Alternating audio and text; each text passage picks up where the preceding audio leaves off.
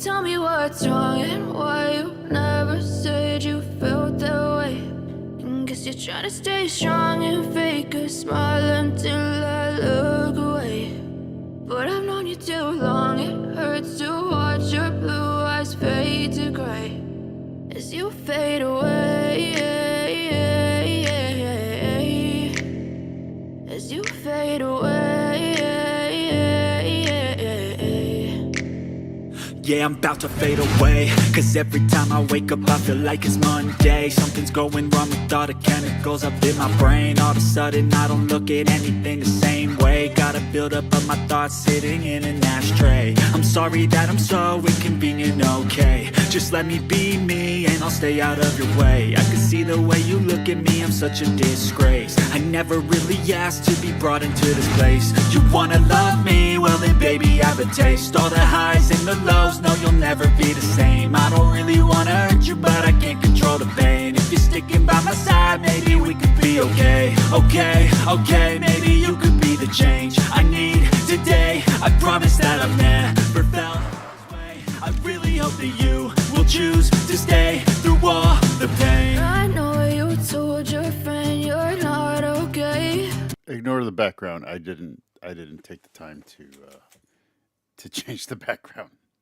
It's the wrong background for the wrong show. Hey, all right. So tonight we are doing a super secret stream.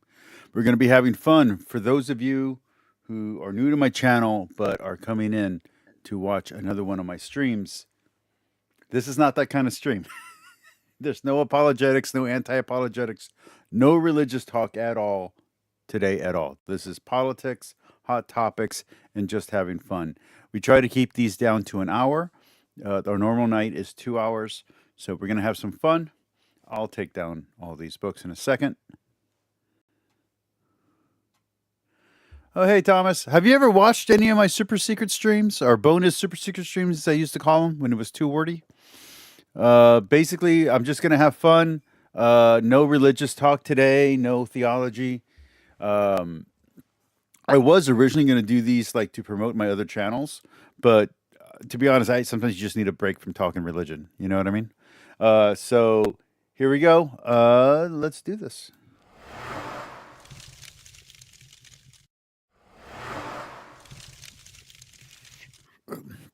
Have you watched any of my secret sermons? Those are actually pretty good. I'm not doing one today, but I'm going to try to keep doing them randomly throughout the year in the coming future, because I really enjoy doing that. I'm just not in the right headspace right now for it. All right, let's do it. Yours is actually perfect. Yours goes down way. What's going on? Don't go. Don't turn. What's happening? Or yours is actually perfect. Yours goes Have you ever watched Tri Channel, or back when it used to be? It was called something else. I think it was like Irish People something. Anyway, it was really good. And then everyone got old, but then they came back, and then they got canceled, and they came back again. way lower on your forehead than mine. I feel like mine's quite tight. We're trying to assemble hats today on the Tri Channel. It's so important. You know, there's an art to it. There is an art. Yeah, what were we doing?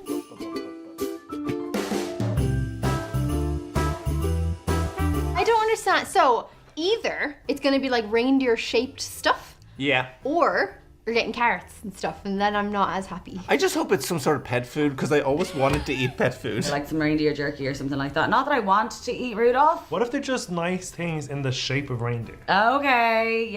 No, it's going to be reindeer meat. Thomas, what'd you think? Were they pretty good? How was my exegesis, as they say? Yeah, Like a little jelly reindeer face. I know, but I'm hot. You guys never feed me. I've always thought Rudolph was my cousin because I have this freckle on my nose and I think it's a nod to him. I think we're distantly related. Very cute. So this one's for you, buddy. Oh. I hope I like them now. Oh no, we are eating reindeer. Oh no, we are. We're eating reindeer. Yeah. Yeah. Oh, that would be so gamey, wouldn't it? That would just taste terrible. We got to do this. We got to do this on this channel. We get if we get another video with 1,000 views, like naturally, we got to do something like this. We got to do like some kind of rancid meat. Reindeer jerky. I fucking said it. Oh, we're eating reindeer. We're eating reindeer. Oh my God, no. It's not reindeer Colin, I'm gonna treats. cry. Oh my God, you're eating your cousin. I'm eating Oh no, my this is cousin. cannibalism. This is, yeah. Is this allowed? This girl is so Getting- crazy. I like- do love jerky. I do. There were a act- few other people who were on here when they were like a little bit younger, and then I don't know if they just had problems on the show or if they had problems in their real life, but then they just disappeared. Actually really like jerky. I'm a So- big, They I'm try a to big bring it meat back, gal. I think I had either reindeer or elk, which are It's so weird. Their entire nation is the size of my region. Like not even my state, the size of my region. I can't imagine that. I feel like everyone knows exactly what I'm doing. similar. That would be creepy. Caribou. Or caribou. We're being treated to a reindeer in the worst part. It's a monkey's paw situation. We're like, oh, he's bringing in a reindeer? He's like, yeah, the carcass of said reindeer. Remember that phase that Christmas markets went through where they had loads of exotic meats Kangaroo. and burgers? And I was like, let me get them all. Like, some people were appalled. I was like, sign me up. I think I had an alligator burger. I was like, stack them up. So, I think I've tried a lot of them. And I Yeah. will try more. I'm not done. Yeah. We ready to try Let's it? do it. Let's do it. So this is just straight up jerky, right? There's no flavors, anything like that. No. 100% natural. Yeah. Okay. So they every once in a while would have elk and deer venison. Where I live, like they would have that kind of jerky. And then now with that, I forget what the brand is. It's a weird brand. It's super expensive, but they have venison and stuff like that. It's not as gamey as the stuff that I would get from the from that open beef jerky thing. That were like they just had like hard old dried beef jerky. Like the kind that they sell at like Sprouts and stuff is like, I don't know, it's sanitized, if that's the right word for it, but it's not the same. Not the It same does. experience. It looks like it's dry though. Like it looks more like leather. Yeah. Oh. Wow, that is chewy. Lord, that's very tough. I don't want to think about it. Won't you ride my sleigh tonight? He's frozen in the cold, that reindeer, so he has. You have to chew it to get the flavor to come out, which I suppose is the thing with jerky. It's not going to come out immediately. I know that jerky is basically dehydrated meat, but I want a little bit of give. A little bit of moisture. Some kind of moisture. Won't you be so taken? Like that time on the channel went a step too far. That's not gourmet. I don't care what they're telling you. They're lying. There's some alcohols that I bought just because they tried it and they like it. Great thing is it doesn't go off until 2027. taking that long to get through it. All right, let's go. Okay. This now we're talking. Before we said it was like dog food, and now it really, They've really is. gone all in on it. Two on a crack. All right, let's see what's going on over here. The House has, I guess, against all odds, passed a stopgap funding bill, I've which will not been now a fan of head this to the guy Senate. for And there's a some long time. really interesting things about it. First of all, it passed 366 to 34.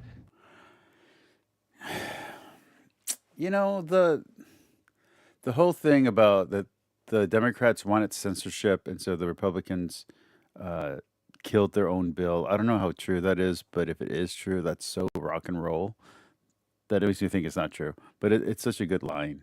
It's such a way to make the Democrats look like the bad guys already. You know what I mean?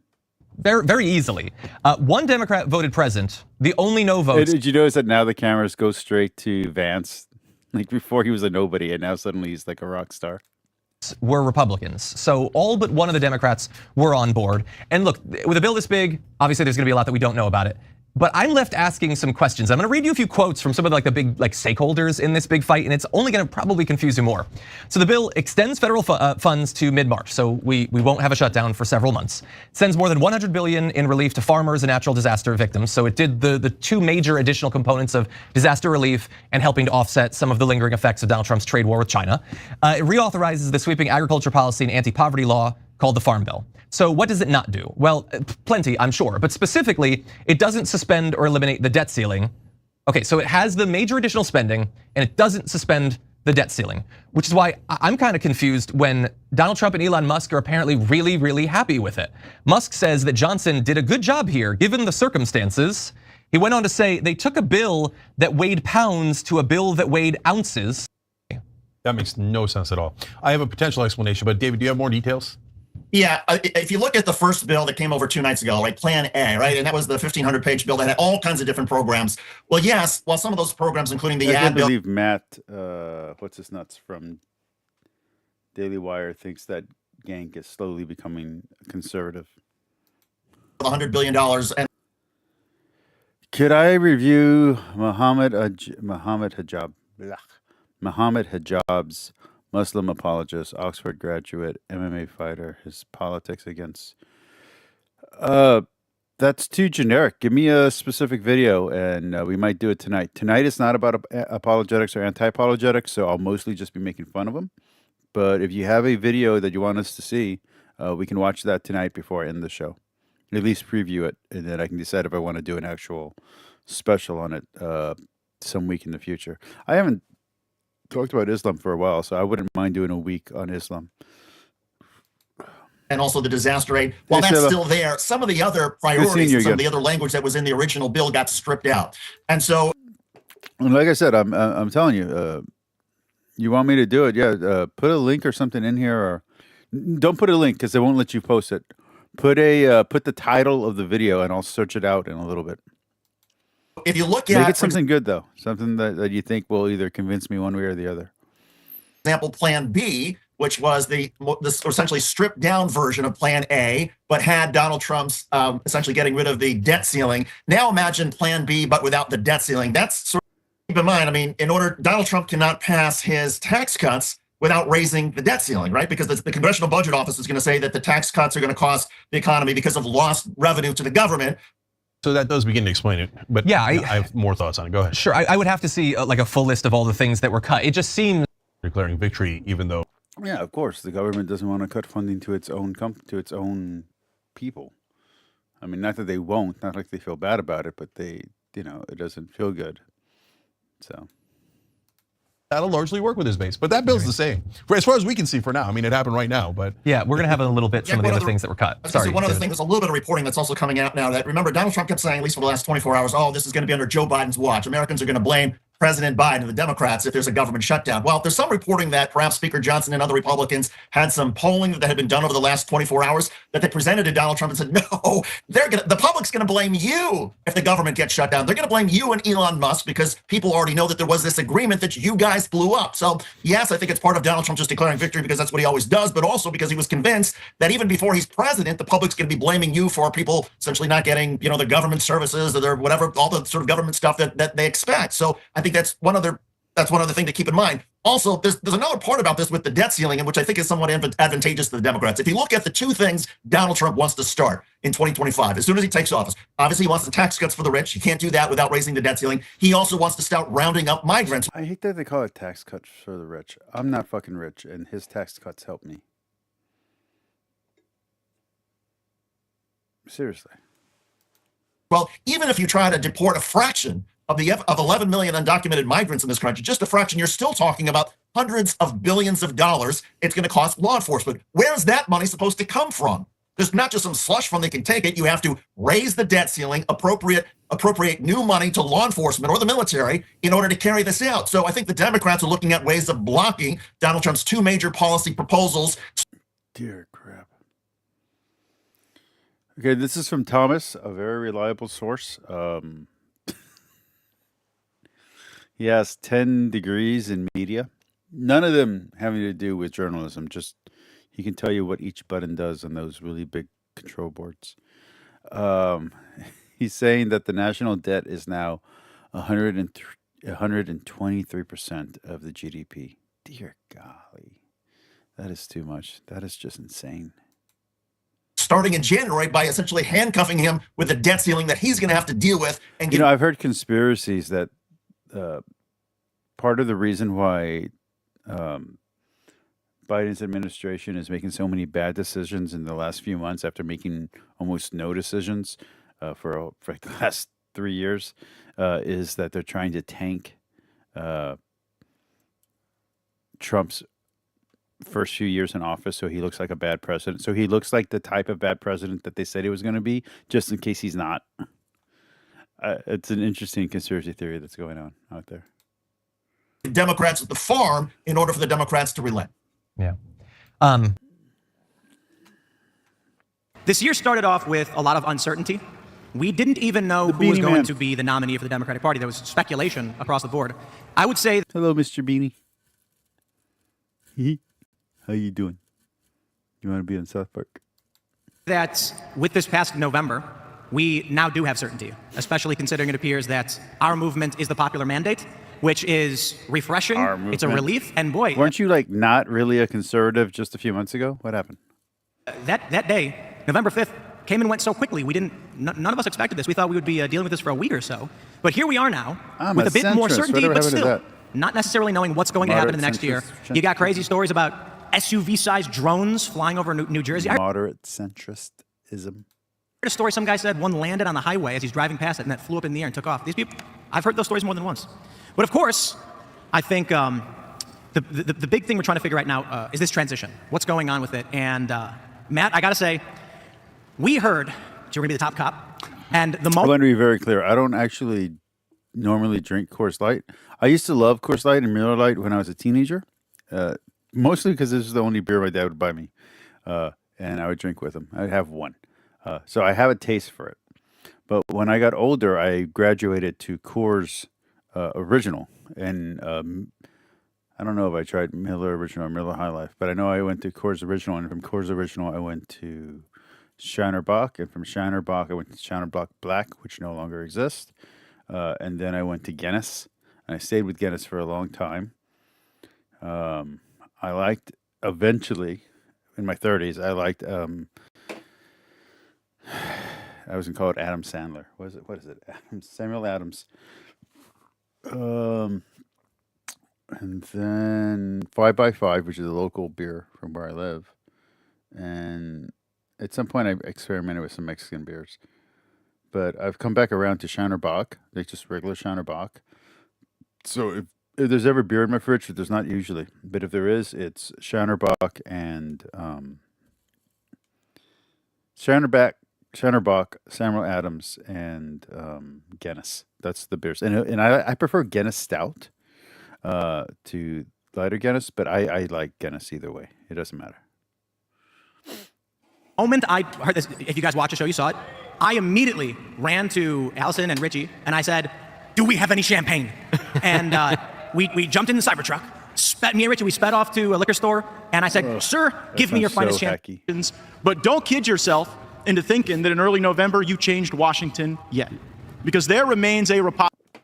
And we see that the Fuente got harassed the other day, and it made the national news, but the national news then buried their own stories, and only the quote-unquote alternative media, a.k.a. YouTube, covered it. Repository of people in that town, some of them Republicans in the United States Senate, who actually want Trump to fail. They don't for this administration and for our country. Did you know her before? Yeah. That's a conspiracy theory that I was talking about. People, not from this show, I just heard it in other places where they think that that the Democrats are purposely trying to tank the economy and tank immigration before Trump can get into office. That way it has to fail. That's an interesting theory. I think it's a really stupid theory, but interesting. We both served in Florida together. We were elected the same year in 2010. I was the chairman of the Criminal Justice Committee when she was the state's industries. Yeah. We're worried that I would animate the antitrust division, try to spread around the country to freeze the presidency in that effort. And so I think the number one thing you have to do is build resilience against some of the plans that these blue state governors and blue state attorneys general have. Now, is there any part of you, I don't want to be the glass half full guy, but I guess I am here. You've been in elected. Is that Daily Wire dude? Wow. Maybe he's going to leave next. Maybe he's next to get fired. Office since you were about 11 years old, I think. And you've been It'd be awesome because I found out recently that Ben doesn't actually own Daily Wire and he's not a CEO in the company, which means technically speaking, he's just talent. It'd be awesome if Jeremy Boring, because Jeremy Boring used to be a shadow figure. Nobody knew who he was. Interesting if his ego gets so big that he fires Ben Shapiro. Because that's his number one. So if his number one and number two people are gone, these guys can't hold the show together. I think Ben made a mistake by not being the boss. He should have been the boss. All these brutal, bloody fights. There's so much awful nonsense that goes with being an elected official. You can't really make much money. Everything you do is under constant scrutiny. People are always trying to attack you and demean you and your whole family. It's awful. And so I understand the AG job would be extremely fun and cool and awesome. But is there any part of you that says, wow, I'm not in the government anymore? Any part enjoyed the promotion from congressman to citizen these last few weeks. But here's what we know about our movement, and it's distinct from what we've seen. which is but great, by the way, as someone in political media. But I remember when we launched Verdict with Senator Cruz, this was the first political podcast, I think, for a sitting legislator. And the ethics rules are the elected can't make any money. So the podcast was doing very, very well. I mean, it hit #1 on the charts for a while. We were above Rogan. I would never have said Ted Cruz was going to beat Joe Rogan on the charts. Somehow, for a little bit, he did. But it did make me think. I was like, wow, the only guy who's not like really enjoying all the fruits of this is the U.S. Senator. And I get it. It's a separate, that's a great honor to be a member. Like you say, you take your turn in, you do your work, and you live an honest life beyond that, and you never know when the bell rings again. May ring work calls the roll of everyone who shows up with an election certificate, and I'm pretty sure mine still works. And then after... Let's check out Legal Eagle, who kind of, his Trump derangement syndrome has Suspected gone so far United Healthcare killer Luigi he's going to sue the government to get the documents on the Trump trial when he could probably just do a Freedom of Information request and get it. But yeah, he's assuming conspiracy. Mangione has been charged with terrorism. Did you see the Superman trailer? Whoever's doing Ultraman, I hope it's Ultraman from an alternate universe and that he looks like a different character, that he doesn't look like Clark. I hope it's the Ultraman and not just another Bizarro, because they already did that with Superman and Lois, the TV show. Terrorism. But why? Or And also, there's a why are fake federal out. prosecutors also indicting and prosecuting Mangione? Well, A fake out with a fake out with a fake out that ended up then paying off, but then it really wasn't the original Doomsday at the end. But yeah. a New York State grand jury indicted Mangione on multiple charges related to the December 4th, 2024 shooting death of United Healthcare CEO Brian Thompson. The charges included first-degree murder in the furtherance of terrorism. Did you see that the polls are still supporting Luigi? And second-degree murder as a crime of terrorism, as well as additional counts of criminal possession of a weapon and possession of a forged instrument. Now, the terrorism charges are notable. The prosecutors... The required punishment will be life without the possibility of parole. Whereas if he's only convicted of murder 2 without the special circumstances of terrorism, there would be the possibility that 20 years down the road, he would be eligible for parole. Having said that, I cannot imagine a circumstance under which Mr. Mangione would be considered a good candidate for parole at any point. I'm kind of wondering if public support could sway an innocent verdict. Point in his life. Is there any substantive difference between murder 2 and murder 1 with a terrorism charge? Yeah, that's the big thing. There is a difference in penalty because if convicted of murder 1 on the basis of terrorism, I've met people in real life who are still supporting this guy, even though he's clearly a bad person. So yeah, I don't know. I think public pressure might be strong enough to get him off or get him a shorter sentence. Then the penalty is required to be life without possibility of parole. Okay, and if Mangione is convicted of murder 2 and was up for parole, do you think he would be continually denied? I think it's the latter. I think that if he is convicted on murder 2, and he lives long enough to see his parole date, there would be I wonder if Legal Eagle secretly supports him. Form a parole hearing 20 years from now, 30 years from now, and it would be like the early scenes in Shawshank Redemption where they just rubber stamped denied each time. What makes someone a good or bad candidate for parole? A bad candidate for parole is somebody who committed a crime of violence, check, who did it with malice aforethought, check, and who seemed to show no remorse, check. No matter what he does in the future, I cannot imagine a situation where a parole board would say this man, Luigi Mangione appears to have understood that what he did was wrong, since he seems so clearly at this moment to believe that what he did was right. So what does the prosecution need to... But again, if the majority of American citizens agree with him, does that make it right? If we're a secular government, as we're supposed to be, majority rule, the majority of the people think that he's the good guy, is he automatically the good guy without objective moral standards? I'm just asking. Proof for murder 1 with a terrorism aggravated factor on top of what they would normally need to show for murder in the second degree. So murder in the second degree is very simple. You intended to kill somebody. You did it intentionally, you didn't do it in self-defense. That is as open and shut a case as I can imagine, because they have Mr. Mangione doing it on videotape, approaching somebody from behind, shooting him 3 times, starting in his leg, and then shooting him twice in the back. And I take at face value the public disclosures that they have many different ways to tie Mr. Mangione to the murder, including the fact that he was found in possession of the murder weapon. So that is as open and shut a murder 2 case as I can imagine. Murder 1, on the other hand, will require proof as to what Mr. Mangione was thinking at the time he did this. And they would have to... Is it possible, like with some of the other cases where they overreach by going for a higher conviction status that he's going to win because he might not qualify in the jurors' minds for the higher degree of murder? Prove, and I'm reading now, intent to intimidate or coerce a civilian population, influence the policy of a unit of government by intimidation or coercion, or affect the conduct of a unit of government. And that is a very hard thing to prove. They will have to prove that when he killed Mr. Thompson, he didn't do it because he hated Mr. Thompson alone, or because I mean, all they got to do is put him on the stand and get him to start talking. he hated the way Mr. Thompson ran United Healthcare alone, but rather that he had some broader policy agenda to intimidate people in order to change the way in which government worked or the general populace conducted themselves. That's a very hard thing to do. Is he saying he's innocent? Is he saying that he's not guilty, or is he saying that he did it? I mean, if he's confessing, it's pretty much an open and shut case. One of the basic things that I was taught as a trial practitioner is keep it simple, stupid. The KISS principle. If you can win your case by proving 4 things, don't try to increase the degree of difficulty by proving 12 things. Agreed. The increase in what they have to prove here is enormous, and I think it violates the KISS principle very fundamentally. It's reported that Mangioni's manifesto reads, quote, frankly, these parasites simply had it coming. A reminder, the US has the #1 most expensive healthcare system in the world, yet we rank roughly 42 in life expectancy. United is the indecipherable largest company in the US by market cap, behind only Apple, Google, Walmart. It has grown and grown, but has our life expectancy. No, the reality is this indecipherable have simply gotten too powerful, and that they continue to abuse our country for immense profit because the American public has allowed them to get away with it. Obviously, the problem is more complex, but I do not have the space, and frankly, I do not pretend to be the most qualified person The fact to lay that out women the are full simping argument. over this guy is insane.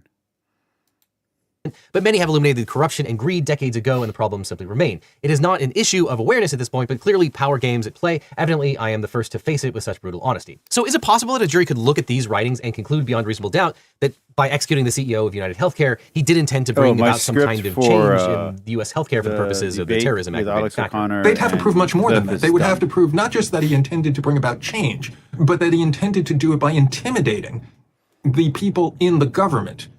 It's not enough to raise the issue and say, hey, here are the things that I think are bad about United Healthcare, why I'm deciding to kill this person. But they essentially have to put the people in government in fear that if they don't act to make the changes that he's advocating, that they will get killed also.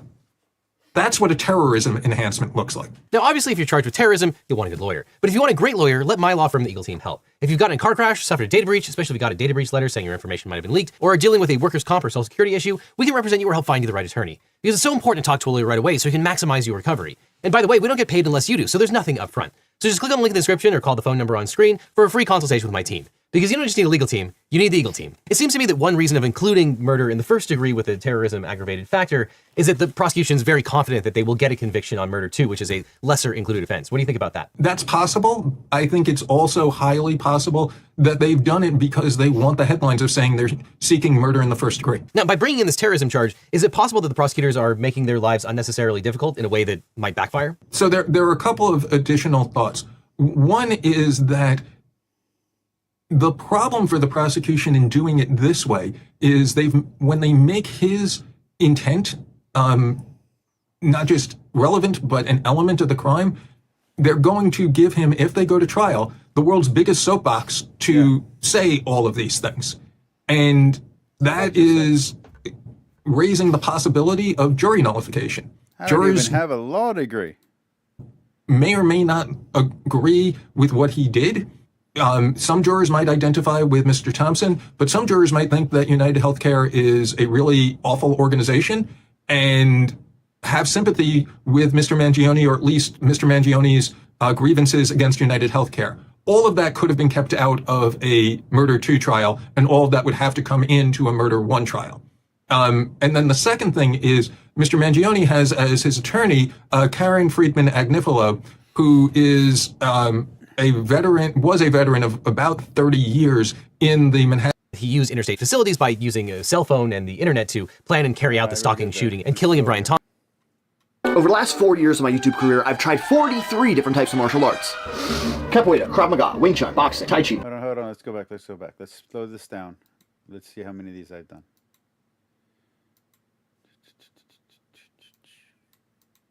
Over the last 4 years of my YouTube career, I've tried 43 different types of martial arts.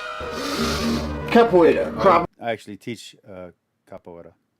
I don't know Krav Maga. I have some books on it, but I don't know it. Maga, Wing Chun, boxing. Don't know Wing Chun, though I'm interested in boxing. I do. So I got capoeira. I got boxing.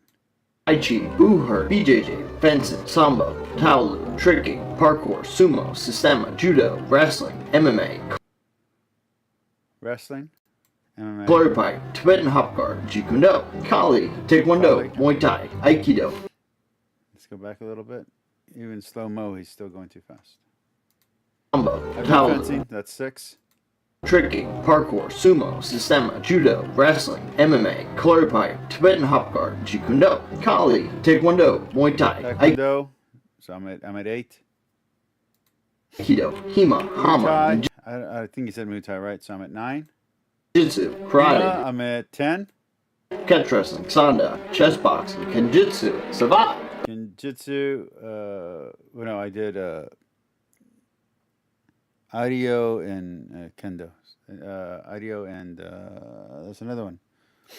Backhold, Shingi, Pancration, Kizi, Pancration. Okay, we're at 11. Kyokushin, Bulk, folk style, push hands, pro wrestling, Tate. Might as well have done the poke rap. The last update that I did was 2 years ago, and I had tried 28 styles of martial arts. Since then, I've tried an additional 15. To kind of close. So I've done about, not including what he said there, I've done about 12. Maybe you could round it up to 15, but I've done about 12 different martial arts. Okay.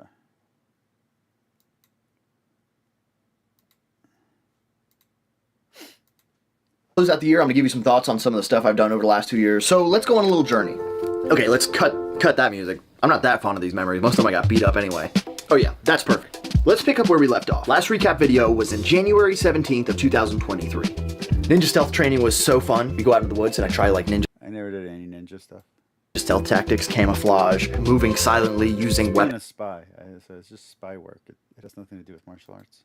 that are unorthodox but won't get you caught. That video is sick. Can I make capoeira work? Influencer boxing, me and Faith. Capoeira is something that I actually taught for a while. I practiced it and then I taught it. It was good. I like it.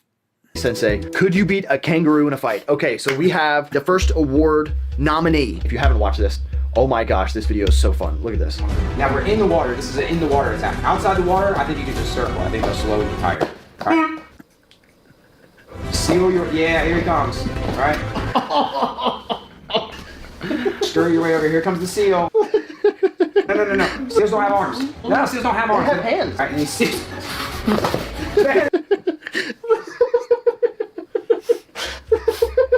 Mike and I went to the zoo and we're just like, how do we fight these animals? Because humans have this weird thing that they can beat animals in a fight. There's some of them I think I could. But that one might be up there for, it could be my favorite experience. It might just be my favorite video. We were up at like 2 in the morning filming this. We were delusional. I'll decide if I want to give it an award later. You know what? I'm going to give it an award right now. Oh wait, no, I forgot. I haven't even told you about the awards yet. I want to do something a little bit differently this year. I want to give out awards. Could be fun. The awards this year. You built a $1,000 trip not knowing what you're going to do. Okay, here we go. Get in trouble with his wife? Our first new style is backhold, Scottish kilt wrestling. You built a $1,000 trip not knowing what you're going to do. That is a pretty good summary, yes. This one was interesting. It's a neutral position over under with a grip. You can't break the grip and you can't fall down. Those are the 2 rules. For me, the biggest takeaway for backhold was how to use different parts of your body to gain advantages when all other things are equal. We both have over-unders and the grip. But This Kyle guy's here basically for living the life that I wanted to live. I want to be very clear. When I started my YouTube channel, it was a martial arts channel. I should have stuck to martial arts because eventually martial arts got unblacklisted. He's living the life I wanted. example, used his head to get inside and then his hip to get throws, pretty much making the most of what you have when all else seems equal. I think that was my biggest experience from backhold. Backhold's super fun. I would definitely do this one again. Backhold. To be fair, he has some pedigree that I don't have, but still, I could have done it. The wrestling style where you hold backs, but you don't hold back. But you do hold it back, but don't hold back. It's sharp. Who sharpened it? Okay, then we do Can I Make Agent Karate work? I've done that my whole life. Pro wrestling. Is pro wrestling a style of martial arts? Do we count it? Do we give it to it? I don't know. If you're up in the air on it, if you're not sure, I also made a video where I tried to use it in MMA. That's gotta count. And then we have here, can I make WWE moves work in MMA? While I was doing the pro wrestling video, I was also taking notes on which moves I thought I could make work in a jiu-jitsu class. If you're one of the people who gives pro wrestling a hard time in the first place, I want you to think about it this way. Pro wrestling started from honest competition that eventually, as it became more and more entertainment-based, it became flashier and crazier. Feel it downstairs when you take a bump. Is that pretty normal? All the moves still derive from that original type of wrestling. So I guess the main takeaway that I have from this style, which is professional wrestling, is that no matter how flashy something looks, I think there's Does anybody remember the professional wrestling league they tried to start with real actual wrestlers? Like it was collegiate style wrestlers, and they tried to make a professional league out of it, and it just died. Like no one watched it. I think it was me and like 2 other people that ever watched it. And an opportunity to still make it work how you want. Like this here, bomb. That was just a body slam. So from here, I get a smaller I think even ESPN3 won't carry it now. And no one even has ESPN3 anymore. It's just a random channel that no one can watch. Person who's trying to get me into a triangle, I lift up, I throw him on top of the shoulders. And then in the most casual, why did I do that? I gave him the you can't see me and then went for the F5. That's not the same person. That's embarrassing on my part. But pretty much, be big, pick people up, throw people down. While it might not look as pretty as it does in pro wrestling, I obviously I still think it's useful. I feel like I remember specifically during that one sweating a lot. I sweat a lot anyway, to be fair. Which is why I love the sponsor of today's video. All that I know French music right off the bat is so messed up. I love a good thematic video. The only copyright-free music you can find online is like the most egregious stuff. I know that there's some videos from like the 80s that kind of break it down and they wear tights, and they kick a lot. And that's about all the information I have. Our journey doesn't start at the seminar. It starts at the I've done Savat. Okay, so that's like, where did I leave off in the actual count? Was it 11? So now we're at 12. Where I'll be meeting my Savat sommelier. Nice to meet you. Well, nice to meet you, and thanks for coming. Oh yeah, absolutely. I really like Savat, and I like their training methods. Through YouTube. I watch Savat boxing, and I'm subscribed to several Savat boxing channels where they show the tournaments, and I like watching their training stuff and adding their training stuff to my workout routine. It's really good stuff. That's the guy. That's from the video. What we just watched like 10 seconds ago. Members videos are uncut versions of the big videos, so like you get way more content. I train Muay Thai. You guys hate the fight scene stuff though. I don't know. Be the most painful one. And I'm not joking. You wouldn't kicking with shoes on, especially to the shins. Holy shnikes. Dude, this one hurt. I'm not gonna lie. I'm gonna put this one as a contender for most painful. It is official. You guys hate the fight scene stuff though. I don't know why. This one's definitely.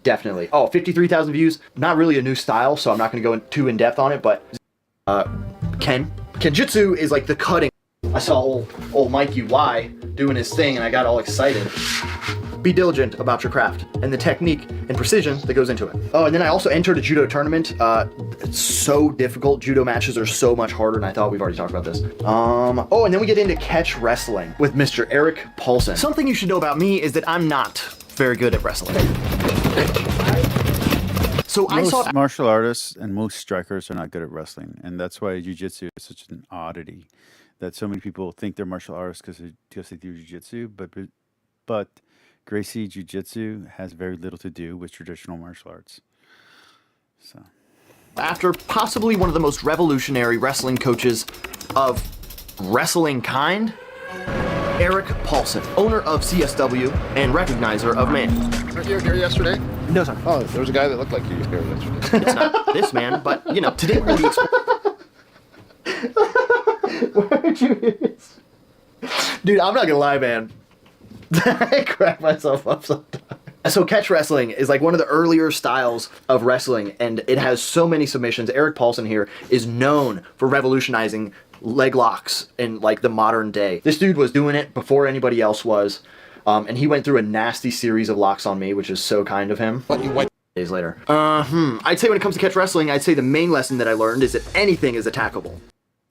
That's what I took away from catch wrestling. Man, I kind of go on a tear here. After catch wrestling, I do another sumo tournament, and then I go to the Sandow World Championships. Oh man, that might be my favorite experience. So the Sandow World Championships were incredible. The amount of money he's spending on these videos, man, for travel. But hey, if you got a successful channel, why not, right? Incredibly cool. You're down a point. Hey, you guys want to do meetups and like go places and go to tours and go big cities?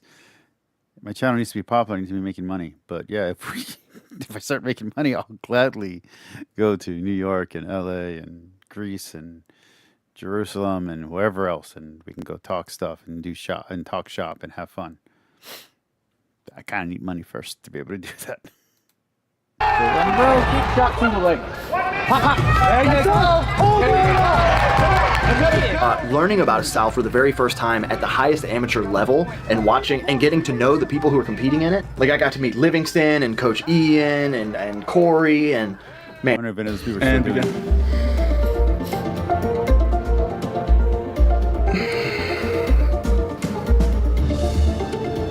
My face. Contender for best fighting style. Catch is up there too, but Sanda, man, it's such a unique combination of things. Ancient Greek combat sport that combined boxing. Okay, this is what I actually teach. As we go from Sanda to Pankration. This one, I think, might be my favorite video though. Pankration, an ancient Greek combat sport that combined boxing and wrestling, had almost no rules, no clothes. And was brought to the original Olympics in 648 BC. Pan in Greek means all, and kratos is the word meaning power or force or violence. And according to at least some myths, the first champion of pankration was Hercules or possibly Theseus. And so the pankration was a sport, a sort of all-in brand of fighting. Oh crap. I've been saying it wrong this whole time. Why is it my favorite video? I'll tell you. Don't ask. Don't ask. I'll tell you. You don't have to ask. Don't beg. Oh my gosh. Ew. Ugh. Number one, once again, in Lubbock, Texas, with Coach Corey, Livingston. Reason number two, all of this footage was taken from my honeymoon. So all of this footage was actually taken by me from the Olympic Training Center. And then also, I just love learning about the history. Oh, and David. I forgot about David. How can I forget about David? David is the nicest. We did a podcast after this. We talked about the purpose of winning and the importance of winning. David's like a little wizard of knowledge and information. You can tell he really cares about this stuff. No, don't keep it close. Technically, they weren't totally naked. So they would wear a string around their waist, right? The penis was what they call infibulated, i.e. it was tied with a dog leash, as they call it. So you're not completely naked. So to have someone who has as much wrestling, jiu-jitsu, shuai jiao knowledge as Corey does, and as much of the informational and historical information as David does, and then to make this whole thing and actually visit the area, it was the funnest time. I would love to go to Greece. Oh, man, that one might be my favorite experience. I'd love to go to That one's got to be up there too. I don't know if I can give it out yet. I gotta wait to see. I gotta wait to see if I can give it out later. Maybe. Man, this is tough. What did I... Look at the jeans. Oh my gosh, I've never watched Skins Back, so this is quite weird seeing it all again. Hi, I'm Kaya Scott. I loved the original Skins, not the one from the U.S. The one from the U.S. sucked.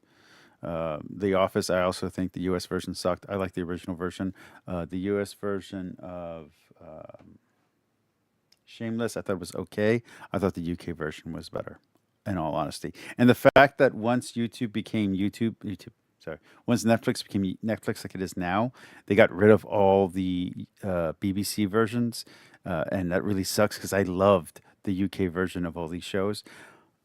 Now that I have a VPN, I may or may not every once in a while switch to Britain as my location just so I can watch those shows. If anyone's watching that cares about those kind of thing, I'm totally being sarcastic. Everyone else, I'm not being sarcastic at all. Lario, and this is the book of my looks. I play Susie Gloss, and her style is head to toe manicured. She looks perfect at all times. She's very stylish. She's a bit of a chameleon. There we go. I think this video is too short to watch, so we're going to just move on. All right, overthink. Here we go. Hi, and welcome to Overthink. David and I are here today to talk about the medieval Islamic philosopher Averroes. I am co-host Dr. Ellie Anderson. And I am co-host Dr. David Peña-Guzman. And yeah, this is part of our series where we have conversations about individual thinkers. And so a little bit different from when we're bringing thinkers into dialogue with topics, the way we do on the audio podcast. Here's just kind of an open-ended question, an open-ended conversation about questions and ideas that arise on the basis of a text. So kind of fun to read along to. You don't already have to have read Averroes for this, but hopefully it will inspire you to if you haven't already. We're going to be talking about Averroes' text on the harmony of religion and philosophy. Where should we start? Well, I think we should begin maybe with a little bit of contextualization for people who don't know about Averroes, who is a medieval thinker during the late medieval... Hello, not so B.S. Lewis. period, 1126 to Yawn Meister, the master of yawning. He who can induce yawning on any person at any given time. How you doing? 1198. And he is a thinker who is really interested, of course, in I want everyone to know that B.S. Lewis is a coward. He refuses to do a 4-hour response stream to me. Coward. theology, in Quranic interpretation. And one of the big questions that emerges in this book is the relationship between religion and philosophy. Because if we want to... It's called On the Tux has balls. Tux is willing to do it.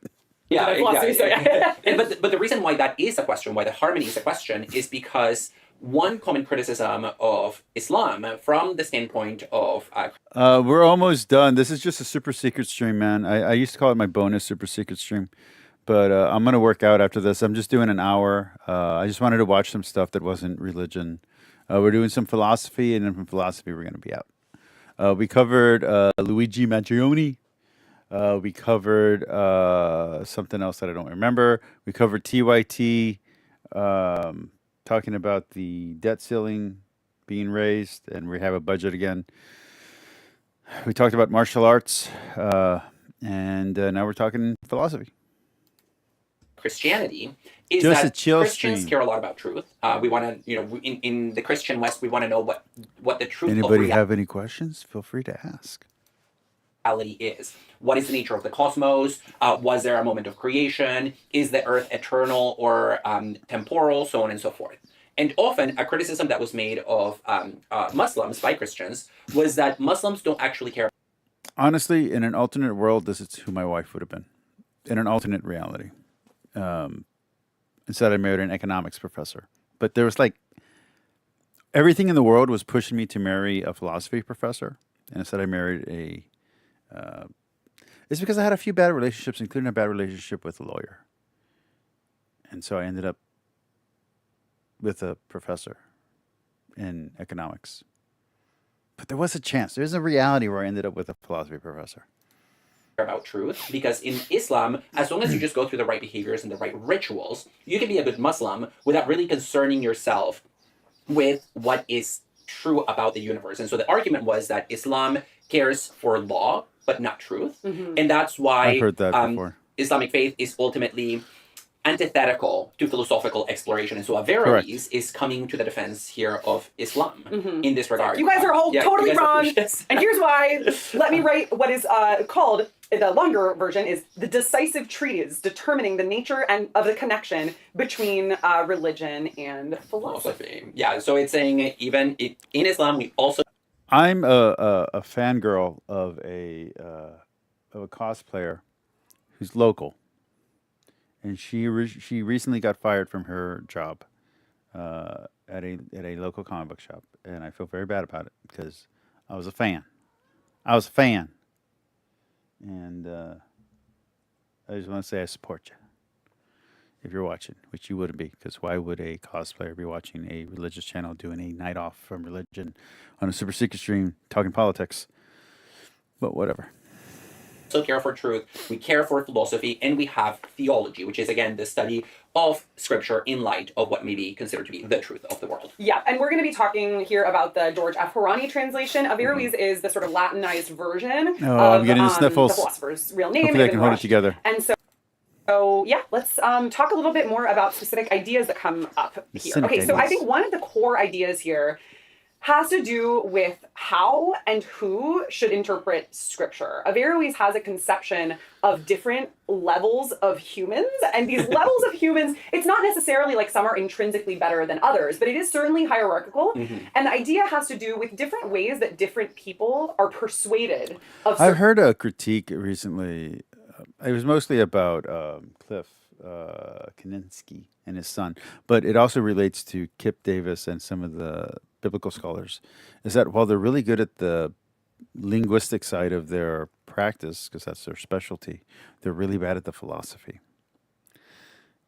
Mind you, this was said by someone who I would not consider a philosopher, but it was an interesting observation, and if true, would explain a lot of why the philosophical theological people seem to side more with the apologists, even though they agree on a technical level with the skeptic scholars, while the skeptic scholars, you think they would agree with the philosophers, don't like the philosophers just as much as they don't like the apologists and theologists. I don't know if that's true, but it was an interesting observation. It's an interesting thought. We're listening to philosophy. Why not throw out an interesting thought? Anybody have an opinion? Feel free to share.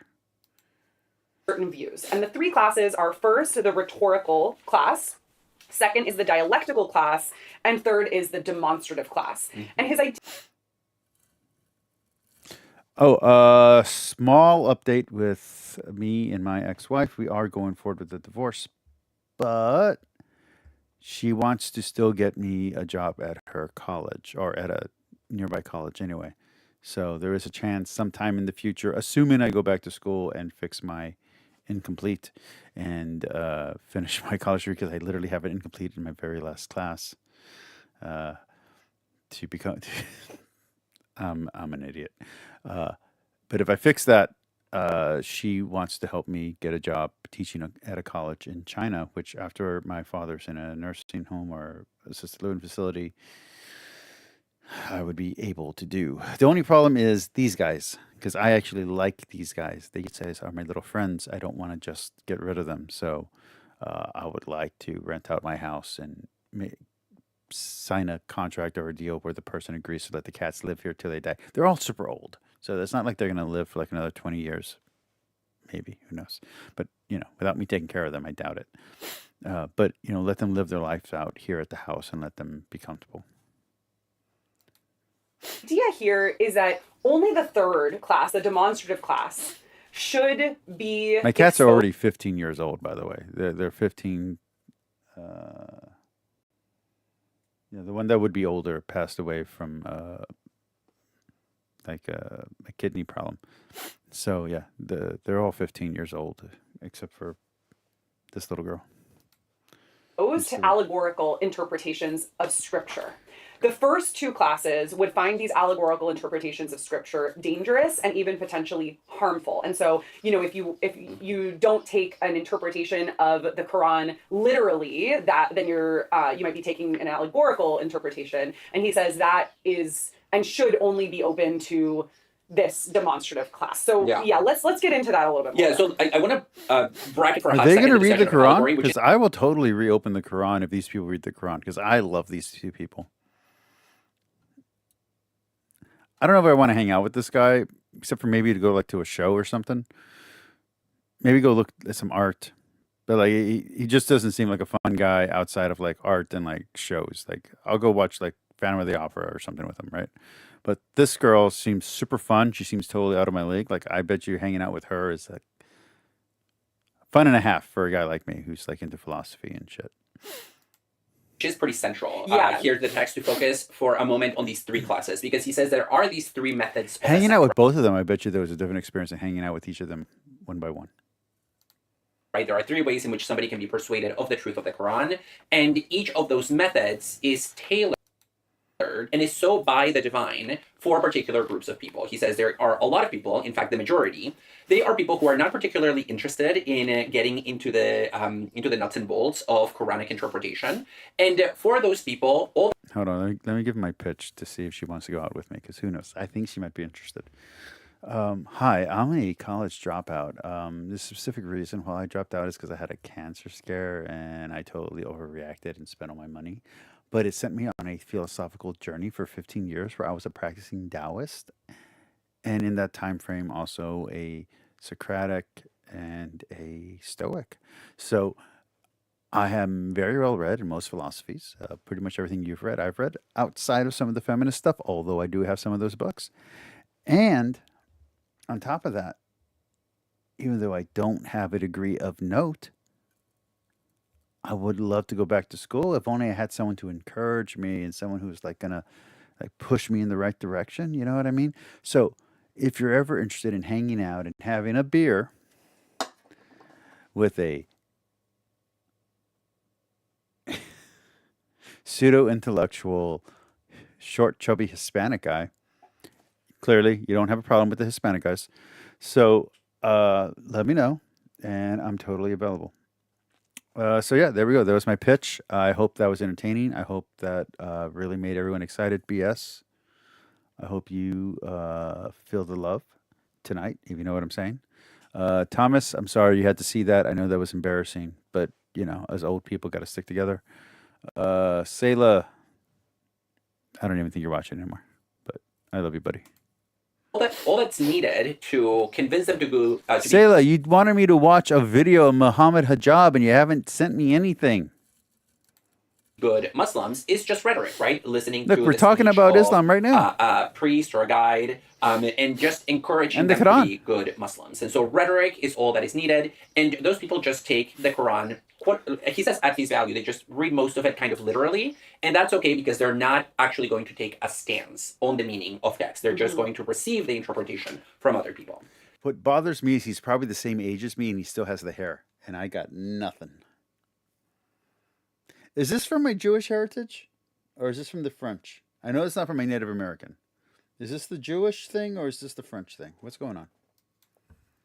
Then there's that second class of people, the dialectical class. And those are people for whom it's not just enough to hear other people talk about the Quran. They actually need a kind of back and forth. Mm-hmm. They can stand to argument. That's why they're called the dialectical class, because they benefit from hearing a back and forth about faith and about reason. Yeah, kind of like a Socratic dialogue. Like exactly Yes. like a Socratic dialogue where they see the ideas unfolding in conversation. Yeah, and I just want to quickly note here too that Averroes, like many Islamic philosophers, is influenced by Aristotle and also really developing an interpretation of Aristotle too. And so in Aristotle, you have this idea of rhetoric as really central, about which there's an entire book in Aristotle about how to persuade. And then also, of course, like Aristotle as a student of Plato, who was a student of Socrates, is very influenced by dialectic too. So so that's the rhetoric, the rhetorical and dialectical The rhetorical, classes. yeah, you can almost think, he doesn't say this, but you can think about them as a pyramid, not just in terms of the hierarchy, but in terms of the larger base of the people who ascend by rhetoric, a smaller base of people who also need dialectics, and then you have the smaller class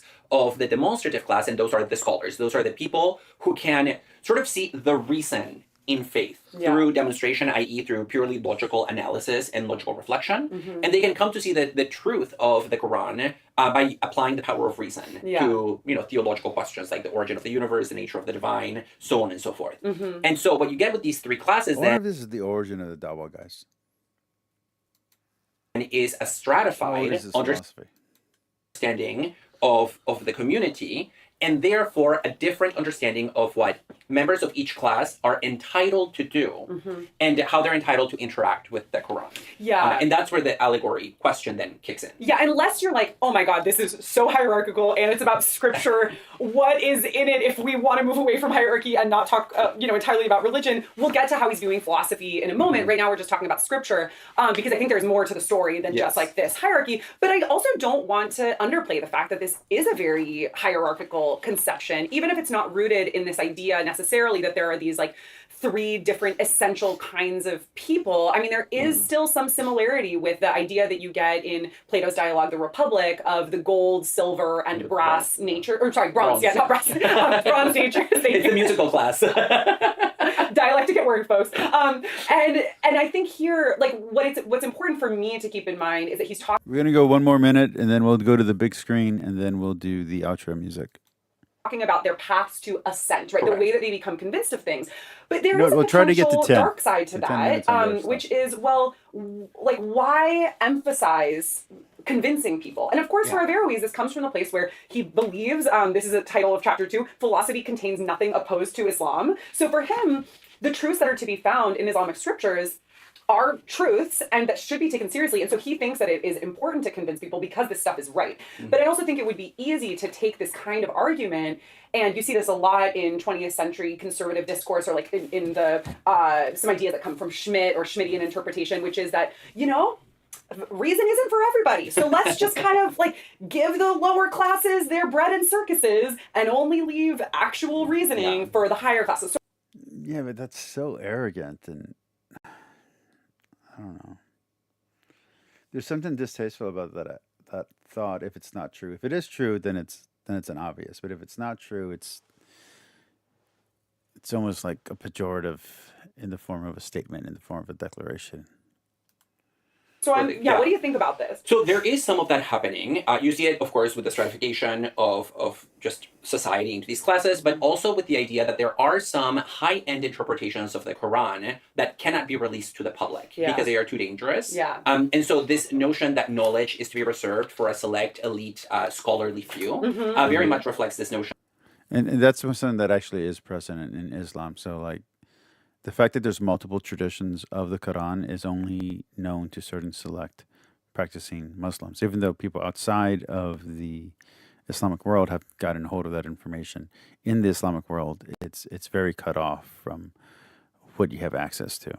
So it's the smarter you are, the more information you get, and the less informed you are, the less information you get. And it's kind of like how Christianity worked in medieval times, where the populace wasn't giving the full information. But if you were someone who seemed smart and was literate and was able to get funding, then a priest would actually put you into a monastery or some kind of long-term catechesic school, and then they turn you into a priest. If they couldn't turn you into a priest, they at least turn you into an intellectual, and they'd give you access to information because you showed yourself to be talented enough and promising enough to unlock more and more information. You can read about this in some of the ecumenical councils, and you can also read this in some of the writings. But mostly in the ecumenical council, you can see how this structure forms, where they're trying to gatekeep information, and they only want the smart people who could understand it to even be the ones to have access to it. So this is not unique to Islam. All right, let's go to the big screen. Sufism is cool, according to Thomas. All right, this was fun. We talked very little religion. We had some fun. Not the most controversial podcast I've ever done, but I appreciate all of you coming. Let me say thank you to everybody who actually commented today. Thomas, of course, we love you. Thank you for coming by. B.S. Lewis, have yourself a great night. Sayla, it's good to see you again. I'll gladly do another Islamic reek. We need to do another Esoterica reek. I have some stuff saved up, but I just haven't gotten around to it. Let's see.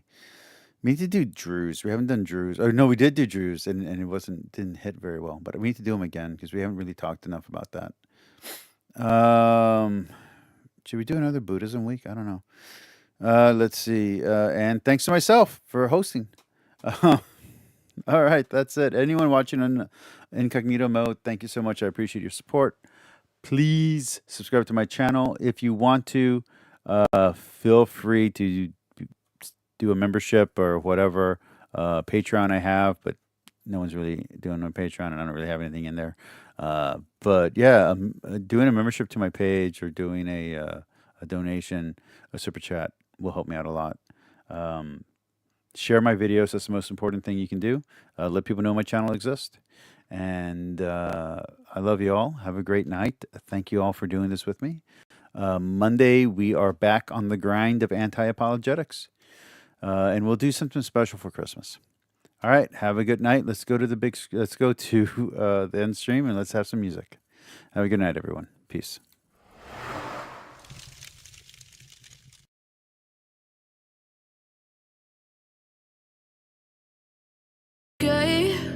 And tell me what's wrong and why you never said you felt that way. And guess you're trying to stay strong and fake a smile until I look away. But I've known you too long, it hurts to watch your blue eyes fade to gray as you fade away, as you fade away. Yeah, I'm about to fade away, cause every time I wake up I feel like it's Monday. Something's going wrong with all the chemicals up in my brain. All of a sudden I don't look at anything the same way. Got a build up of my thoughts sitting in an ashtray. I'm sorry that I'm so inconvenient, okay. Just let me be me and I'll stay out of your way. I can see the